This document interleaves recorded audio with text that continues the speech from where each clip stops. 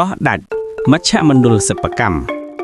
មជ្ឈមណ្ឌលសិប្បកម្មសង្កាត់កោះដាច់ខាងជ្រោយចង្វាមានទីតាំងនៅកណ្ដាលដងទន្លេមេគង្គបណ្ដោយប្រវែង12គីឡូម៉ែត្រនិងទទឹងពី100ទៅ2500ម៉ែត្រ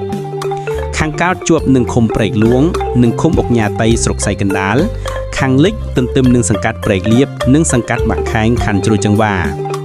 សង្កាត់កោះដាច់រួមមាន5ភូមិគឺភូមិកោះដាច់ភូមិក្បាងកោះភូមិលវី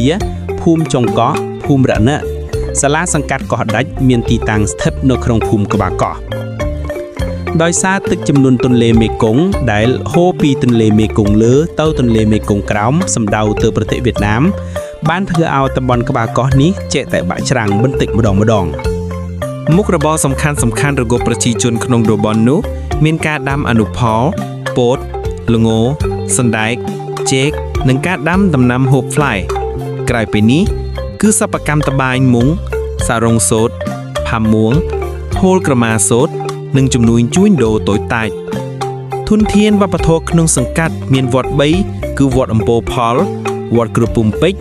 វត្តសាមគ្គីក្បាលកោះប្រពៃណីសំខាន់ដ៏គួរឲ្យចាប់អារម្មណ៍តាំងពីយូរលង់របស់ប្រជាជនគឺជាសិប្បកម្មដែលជាកេរដំណែលរបស់ខ្មែរនៅគ្រប់លំនៅឋានរបស់ប្រជាជនមានកេរតម្បាញរៀងៗខ្លួនទៅតាមធនធានរបស់គ្រួសារនីមួយៗ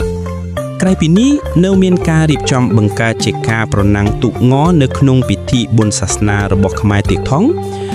នៅក្នុងសង្កាត់មានទូកងបុរសនិងនារីដែលក្នុងនោះវត្តអំពរផលមានទូក2គឺទូកបុរសនិងទូកចាយបុរស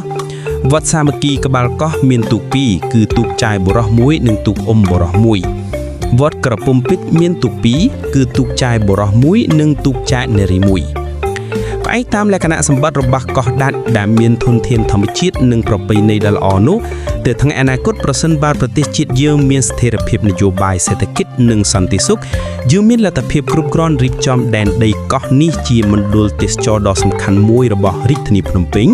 ដែលជួយពង្រីកសិប្បកម្មតម្បាញនិងជួយសិប្បករដែលមានទេពកោសល្យខ្ពស់ពង្រីកសិប្បកម្មតម្បាញហូលផាមួងក្រមាសូត្រដែលមានគុណភាពអន្តរជាតិទុកសម្រាប់លក់ជូនភ្ញៀវទេសចរដែលមកកម្សាន្ត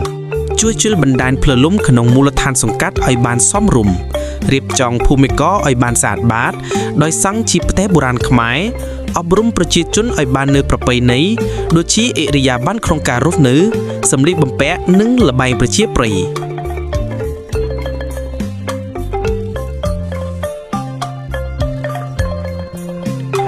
ពង្រីកក្រុមទូកងបរោះនារីឲ្យមានសកម្មភាពរស់រវើកក្នុងពេលបុណ្យជាតិនិងបុណ្យសាសនាផ្សេងៗ